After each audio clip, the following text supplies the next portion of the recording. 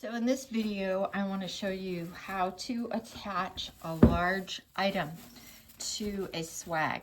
Now this could be an evergreen swag like I have here, or any type of greenery swag. Maybe it's a yardstick deco mesh piece that you've made.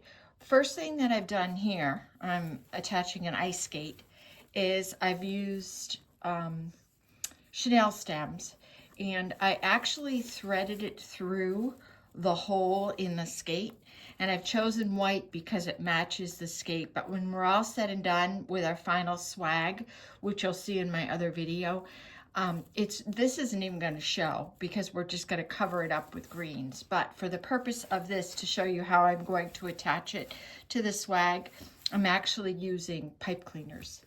And I've got one at the top, in the top hole, and I have one down here at the bottom. I'm going to start at the bottom, and I am simply going to use one of these pine stems, and I am going to tie it, I'm just twisting it as tight as I can onto the pine stem, and then I'm actually going to flip it around to the back, and I'm going to do the same right through here, which is the main stem, and I'm bringing it up and I'm twisting the two ends. Now if you wanted to use green, you could, but like I said, when I'm done, it's not going to show. So that's one.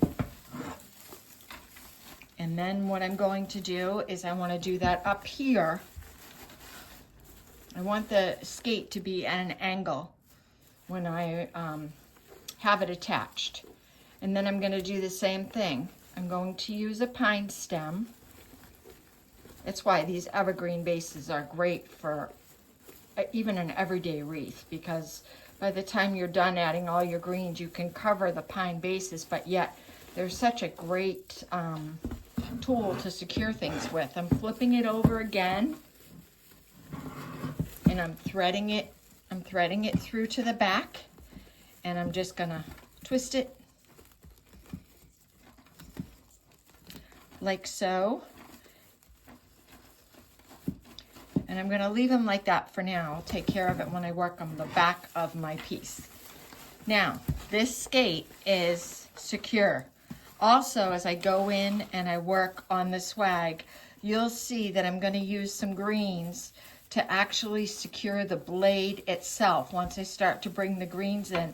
And once I've got it hanging up, it's going to be easier to decide which green to use. But a lot of times I'll just bring it up over and attach the blade as well, so that you know that your piece is secure.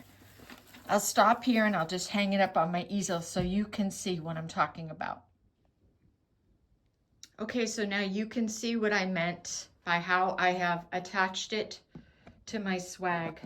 It's nice and secure, and it is not going to go anywhere.